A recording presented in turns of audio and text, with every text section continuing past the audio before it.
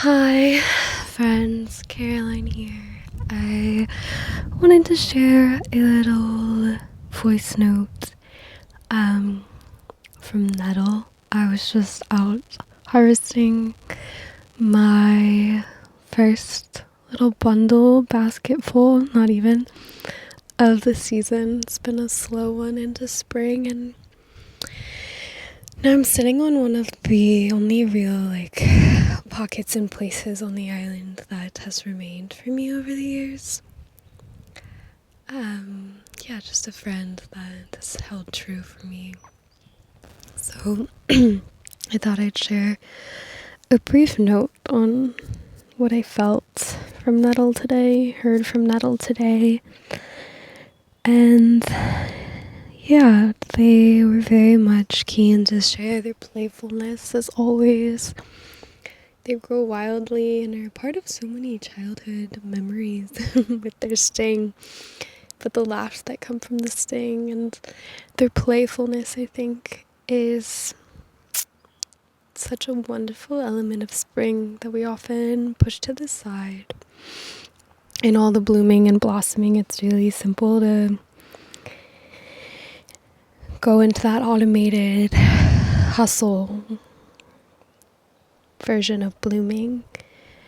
But then there's also this offering, this opportunity spring gives us to play a bit more. And Nettle lives there so intimately. And Nettle has been a friend for so many. I think they're just sort of a staple for us human plant-loving folk.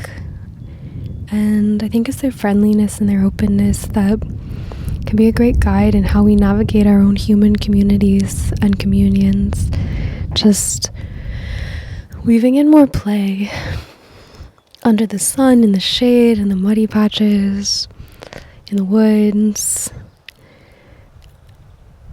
And maybe not always just in the dead of night or in the evening, but when we can find it in the middle of the day, in mid-afternoon sleepiness, and when you want to nap, sometimes play is just as restful.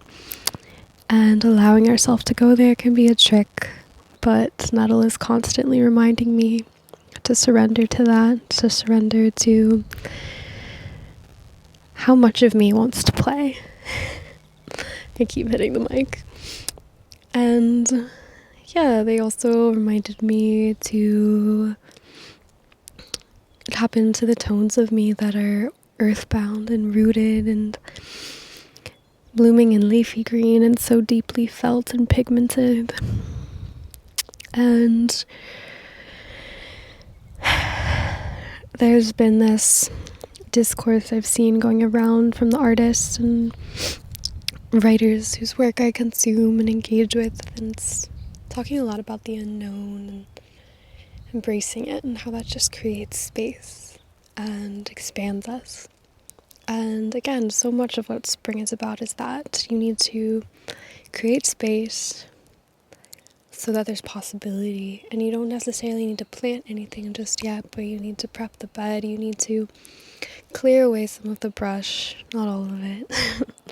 You need to tend to the soil, tend to the compost, those chores that are so human, so it seems, taxes even, but they keep our lives tidy so that we can release more control and enter through more portals that allow for the unknown and the unseen to be felt and heard, like the whispers of the nettles, the listening to the birds, the true communion with the wind, no matter how wild her gusts.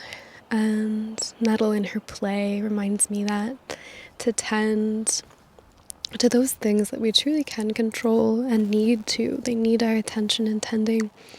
They can actually facilitate more play when we take time to care for ourselves in those basic ways and weave play into them so that they are that magical mundane. It's become sort of a token phrase, but such a beautiful one of it's so wonderful. The acts and tasks and to-dos themselves might not feel magical, but you can make them magical and invoke them and steep them in your magic and yourself and do them with friends, with community, and find ways to facilitate that and ways to hold one another in the mundane and let them hold magic or give way to magic, be steeped in magic.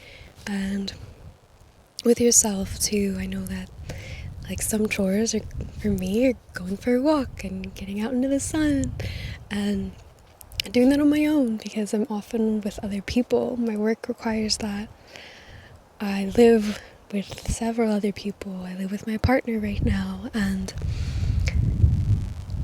it can feel more difficult to be alone when being with people feels so easy, especially for me after several years of pretty deep hermitage. But it's wonderful to return back to just play with yourself and your imaginary but not imaginary friends, like Nettle. So make up your worlds. Let them help you live more grounded in yourself and your truth. Not necessarily in delusion, but yeah, finding a balance between all things. It's a mild day, and I was just thinking how much I love the mild existence. Summer's coming, and it is so wild, and change is coming in my life in some very planned and clear ways, and it will be pretty wild and rocky perhaps, but right now I'm really enjoying the mild and how easily I can play in it. That is all. Happy spring, folks. The Nettles and I send you our love.